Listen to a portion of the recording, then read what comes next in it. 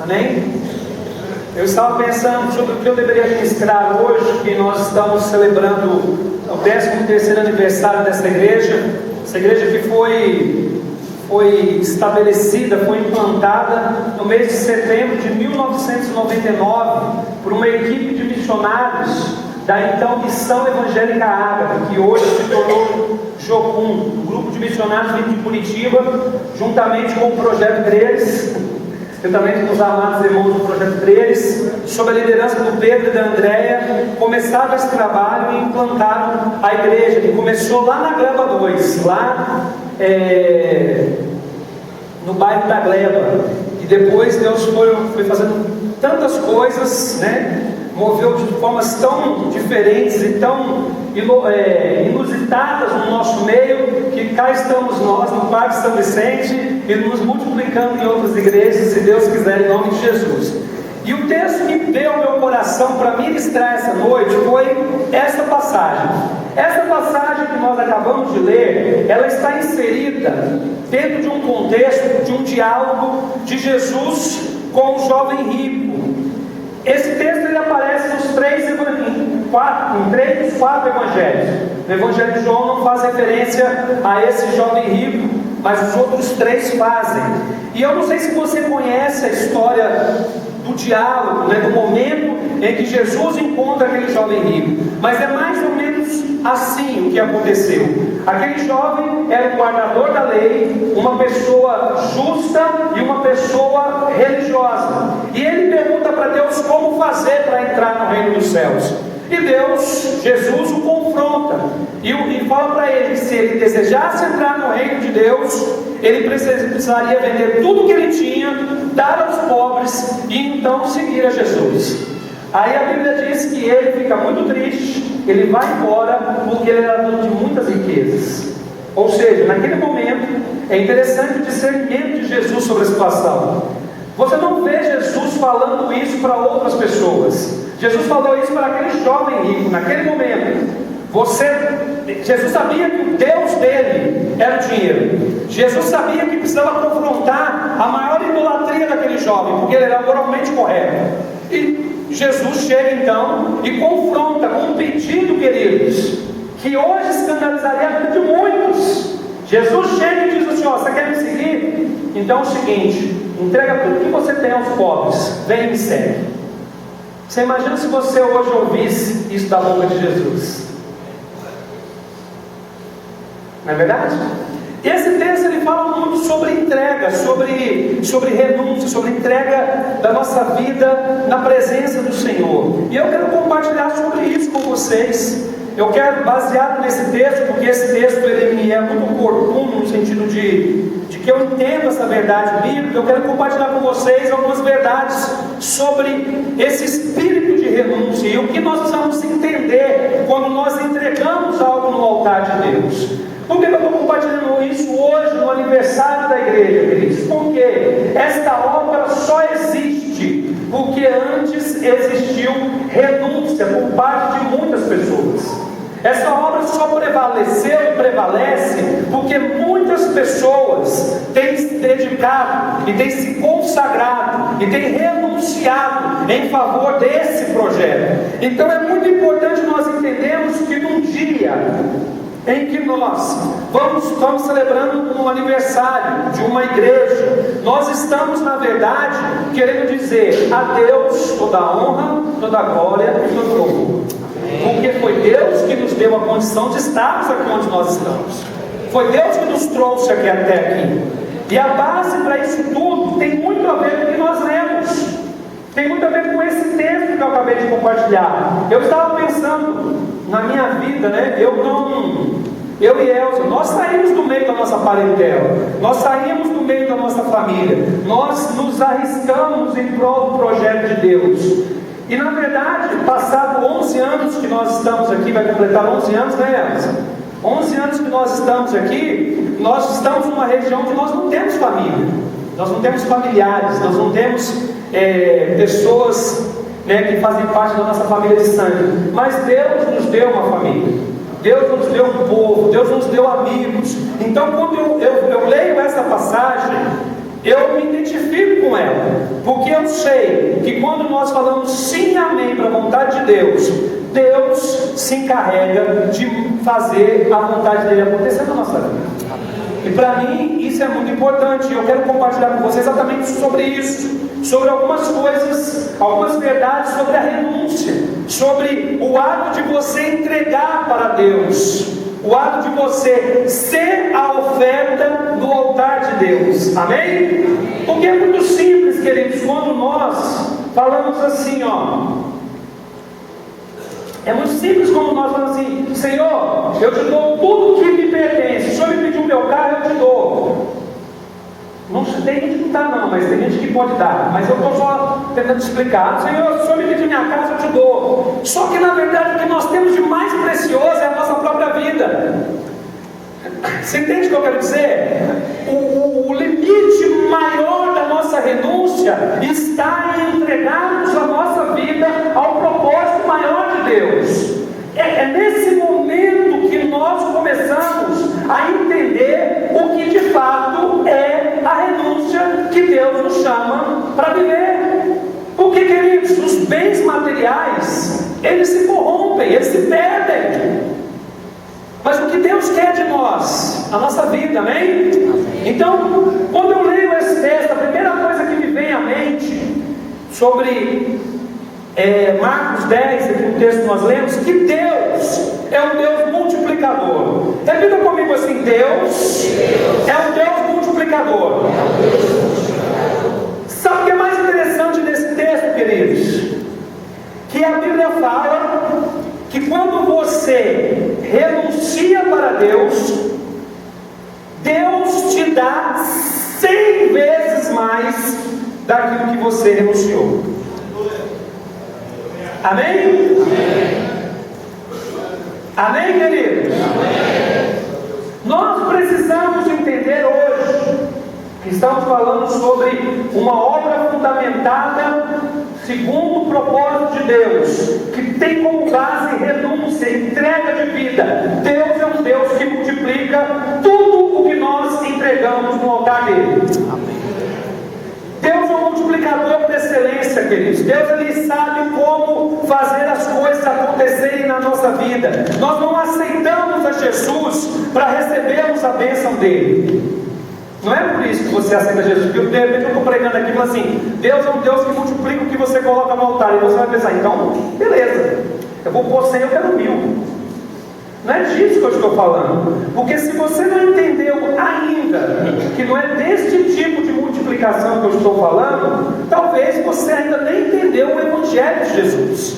O que eu estou querendo dizer é que Deus é um Deus que tem poder suficiente para fazer muito mais do que eu e você. É isso que ele está falando. É isso que Jesus está falando para os discípulos. Se você, porque na verdade eles podem até pensar. Pedro faz uma pergunta bem interessante. Pedro vira para Jesus e pergunta assim: nós entregamos tudo. Ele faz uma exclamação, uma afirmação: nós entregamos tudo, Jesus. Nós deixamos todas as coisas. E aí, como é que vai ser? De uma certa forma, Pedro está perguntando para Jesus o que ele vai receber de volta. Jesus responde a pergunta de Pedro. Mas também nós precisamos entender que a motivação do coração daquele homem não é a motivação que deve nos conduzir. Deus é o Deus que multiplica. Ele não tem problema nenhum em fazer milagres na sua vida. Deus não tem problema nenhum em realizar a obra através de você. Deus não tem problema nenhum em nos usar para que nós possamos pregar o Evangelho e fazer diferença nesses dias, porque Ele multiplica todas as coisas.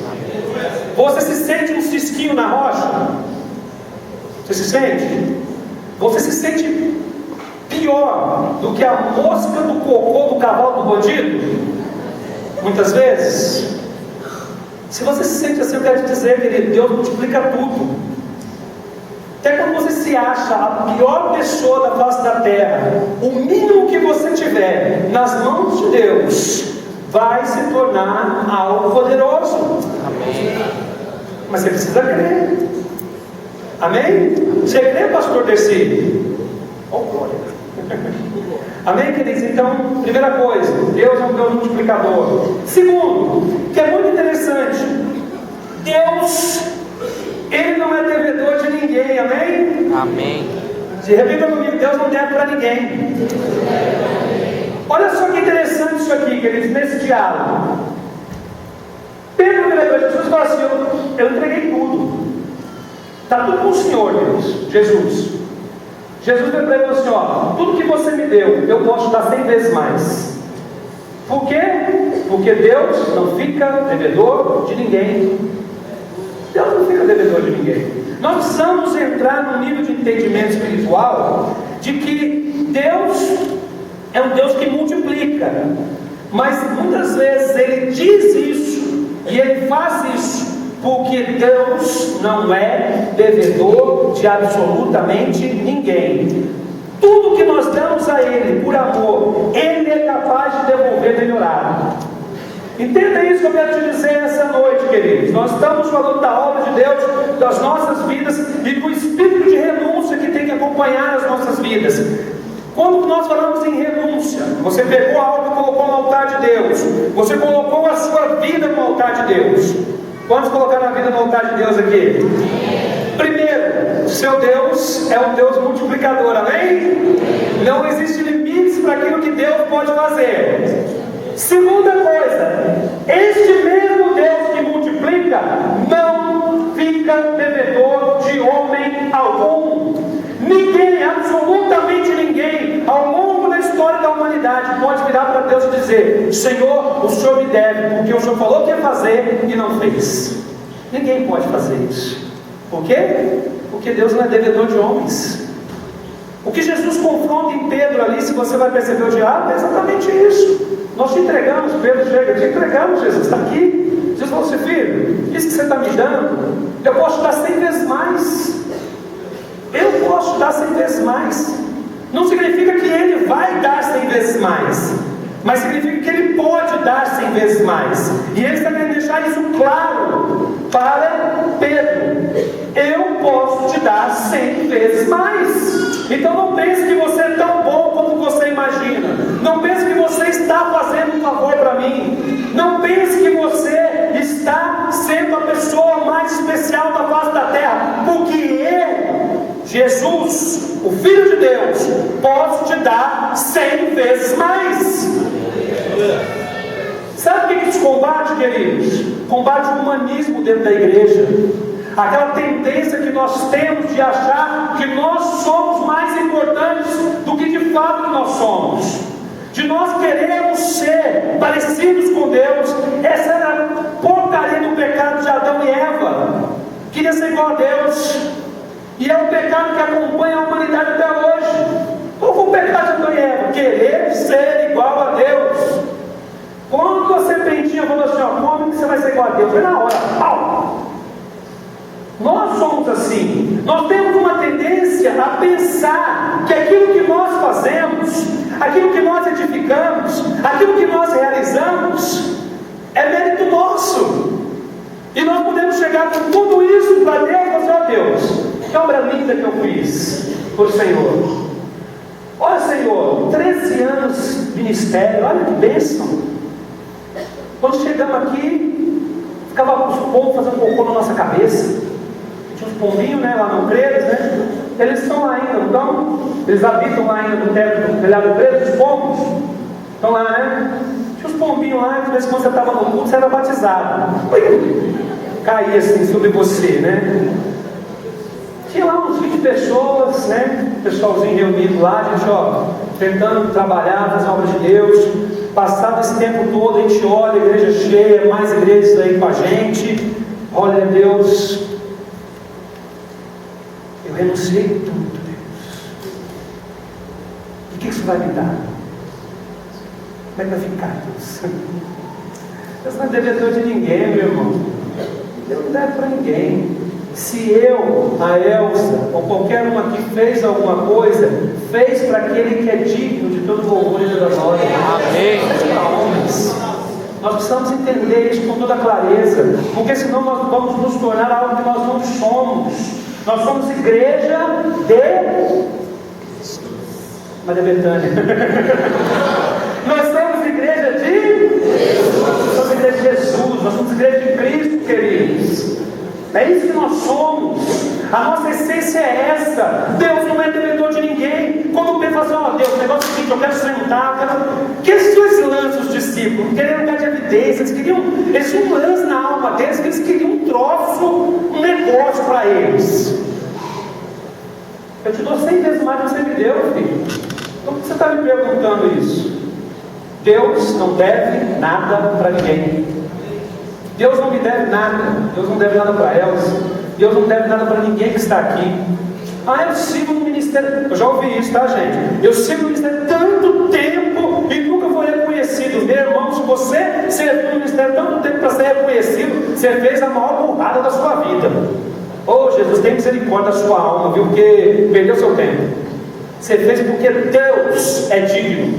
Amém. Ou, se você não fez por isso, se vire agora com a sua alma ferida diante de Deus, porque você errou.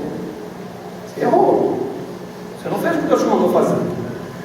Então, escute o que eu estou querendo dizer. Eu estou querendo trazer vocês, a igreja de Jesus, para um ponto em que nós entendemos. Legal. 13º aniversário, que bênção! Hoje somos igrejas que estão se multiplicando. Nós temos aí as igrejas que nasceram dessa igreja, tem a igreja de São Sebastião, tem a igreja do Paraguai, vão ter outras igrejas. Glória a Deus por isso! Tá bom. Glória a Deus! Diga assim, glória a Deus! Glória a Deus por isso, queridos! Mas a Deus toda a honra, toda a glória e todo louvor!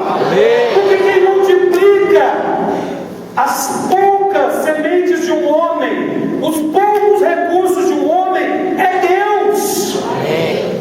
Amém? Quem não fica devedor de ninguém é Deus. Quem não fica devedor de ninguém. E é por isso que eu o amo. Porque Ele é e nós não somos. Por isso, Ele é. Ele se autodenomina como eu sou. E Ele de fato é. Amém? E é importante nós sabermos, quando nós estamos trilhando esse caminho de renúncia, que Deus também é um Deus abençoador. Ele abençoou ontem, Ele abençoou hoje e Ele abençoa você sempre. Amém, queridos? O texto é muito interessante porque ele fala sobre bênçãos futuras, que é o reino de Deus, mas ele fala sobre bênçãos presentes. Não é isso que o texto diz? Olha só, no versículo 30, deixará de... vou ler tudo. Respondeu Jesus: digo-lhes a verdade, ninguém que tenha deixado casa, irmãos, irmãs, mãe, pai, filhos ou campos, por causa de mim e do Evangelho, deixará de receber 100 vezes mais, já no tempo presente. Em que tempo? Em que tempo, queridos? Casas, irmãos, irmãs, mães, filhos e campos. E com eles, peraí, tem um pontinho aqui, uma vírgula. E com eles perseguição. E na era futura, a vida eterna. Entenda o que eu quero dizer? Deus é o Deus de ontem, de hoje e de sempre.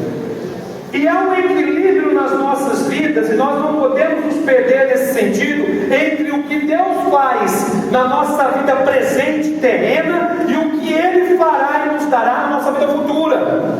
Muitos olham apenas para a vida terrena e procuram as bênçãos materiais que Deus tem para nos dar. Porque o texto fala que Ele vai dar campo, vai dar casa, vai dar família.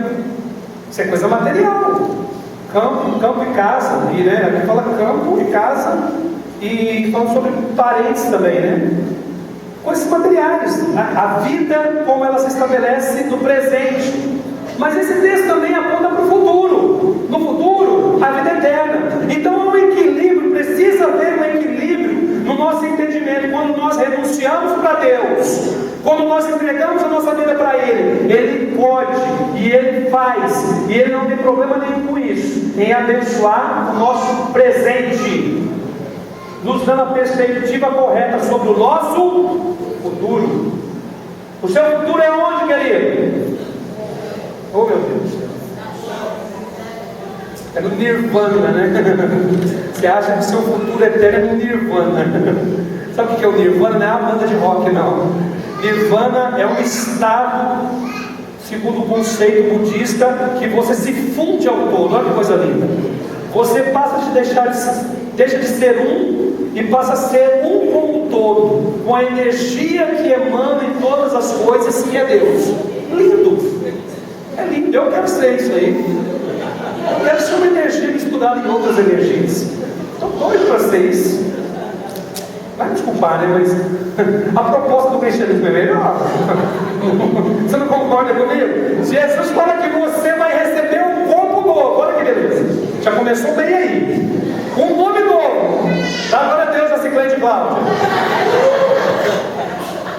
Você vê que a proposta de Jesus é sempre melhor que a proposta de qualquer outra religião. E ele vai ser está na eternidade com Ele. Olha que maravilha, né? Isso é bom demais. Você não vai ser uma energia que vai se fundir no todo e nem vai reencarnar. E sabe Deus em quê? Porque a reencarnação também é uma droga. Você pode vir como uma pessoa muito rica, muito legal, muito gente boa, como você pode vir como um traste, né? Você sem futuro nenhum. E se você for da Índia, pior ainda, você pode vir como um mosquito. Não! Parando para pensar aqui, eu fico imaginando como é que esse povo aceita uma religião dessa. Uma que fala que você pode ver um mosquito, a outra que você pode vir reencarnado, sabe Deus em quê? E a outra que você vê uma energia misturada do todo. Ah, para com isso. E ainda fala que quem somos doidos somos nós, né? E ainda dizem que quem é doido é o cristão, não é verdade? É isso que eu não consigo entender, né? As pessoas acreditam nisso. Não tem nada a ver com o que eu estou pregando. As pessoas acreditam na cabeça delas que o dia em que ela nasceu, de acordo com a posição que a lua estava, o sol estava, os planetas estavam girando, aquela posição, aquele horário vai interferir no futuro dela. Ela acredita em astrologia. Não, porque você nasceu, a lua ela está um pouco inclinada no solstício de Gêmeos, de Câncer, sei lá como é que é esse negócio, mas disse que vai influenciar na sua vida. É ou não é loucura? Quem concorda comigo que isso é loucura? Depois os dois somos nós. Não é engraçado? Pois é, eu também acho. Voltando ao assunto que eu estava ministrando. Você crê em Deus, querido? Quantos creem em Deus nesse lugar? Eu quero te dizer que o Deus que você serve, quando você decide entregar a sua vida no altar dele e viver uma vida para ele, ele é um Deus que multiplica os seus recursos, é um Deus que nunca vai permitir que você se ensoberbeça contra ele, porque ele não é devedor de ninguém, e ele também é um Deus que te abençoa hoje e sempre. Ele te promete bênçãos nos dias de hoje, mas ele também te promete vida eterna para a glória do nome dele. O que é mais importante? As duas coisas são importantes. Elas coexistem, elas são interdependentes, elas se relacionam, porque você não vai deixar de... A sua vida é uma continuidade, querido. A partir do momento que você nasceu, você foi gerado, você é eterno. Não há... Nós é que nos iludimos com esse conceito de vida e morte, porque nós vivemos esse corpo físico, né? Mas a partir do momento que você foi gerado, você é eterno. E Deus está preocupado com o seu presente, tanto quanto com o seu futuro. Porque Deus é assim. Deus é o Deus que se preocupa. Amém? Amém. Mas nós nunca podemos esquecer, e aí eu quero fechar aqui, te dizer que às vezes você vai receber, às vezes você não vai receber, mas existe uma coisa que pode acontecer e acontece muitas vezes. Estar com Deus não te isenta de sofrimento, amém? Por isso que o texto diz, você vai receber, e com eles perseguição. Amém, queridos? É bom ser crente? É claro que é. Você vai para o céu, pô, é bom demais.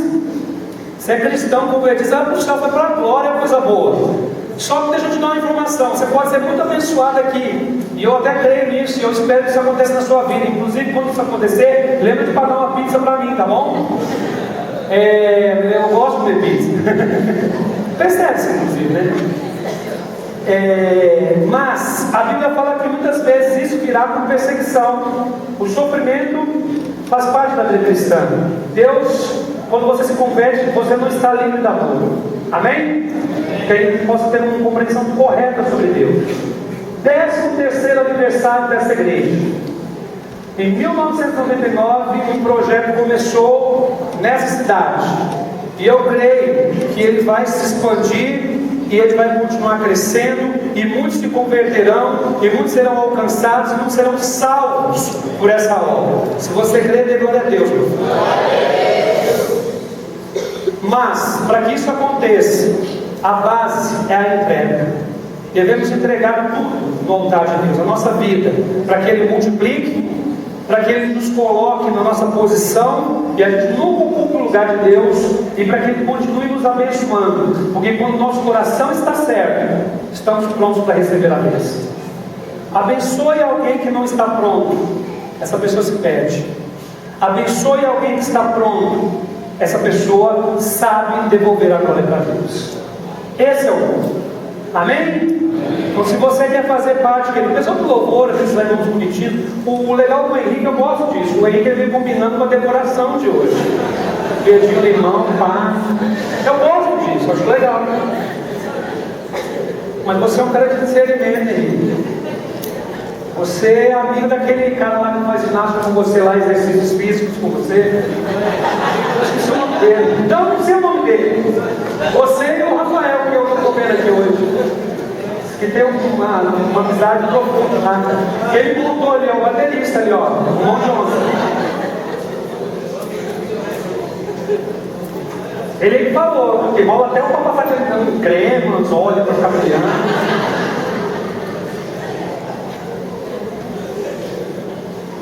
Depois você dá tudo no carinho. Olha lá, fique de pé, queridos.